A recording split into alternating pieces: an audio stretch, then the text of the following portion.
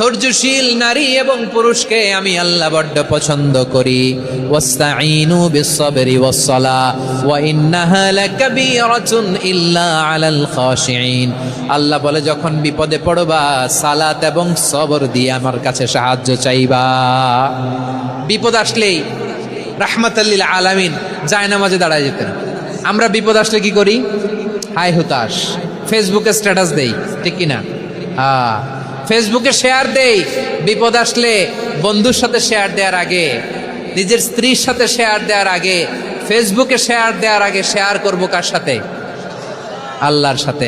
কারণ আপনার বিপদ থেকে আপনার কেউ উদ্ধার করতে পারে না, একজন সত্তা ছাড়া। চিল্লায় বলতে হবে তিনি কে?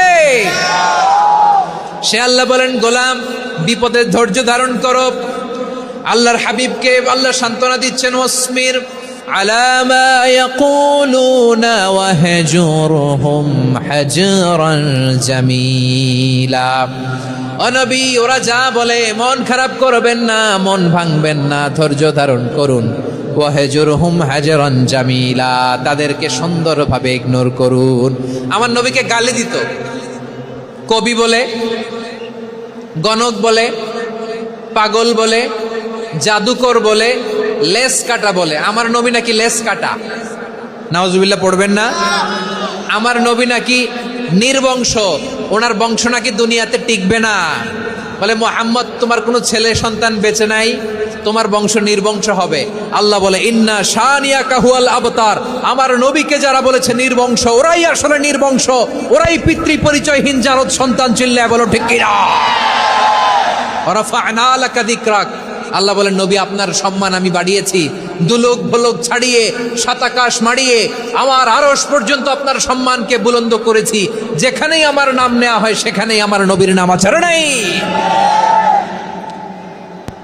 এজন্য বিশ্বনবীরে তারা গালি দিত। বিশ্বনবী যেন গালি শুনে মন খারাপ না করে। আল্লাহ বলেন, নবী ওয়াসবির আলা মা ইয়াকুলুন, ওরা যা বলে বলুক, আপনি মন খারাপ করবেন না। আমার নবীরে কাফিরেরা যেমনি গালি দিত, এই যুগে আমাদেরকেও গালি দেয় এমন কিছু লোক আছে না নাই? আমার নবীকে গালি দিত গণক, জাদুকর, এরপর গালি দিত পাগল, নির্বংশ বলে। আর আমাদেরকে গালি দেয় মৌলবাদী বলে, আমাদেরকে গালি দেয় রাজাকার বলে। রাজাকার শব্দটা তো এখন একটা অ্যাওয়ার্ড হয়ে গেছে, অ্যাওয়ার্ড। রাজাকার রাজাকার গালি দেওয়ার দিন শেষ। কি দিন আসলো? সুবহানাল্লাহ কইবেন না?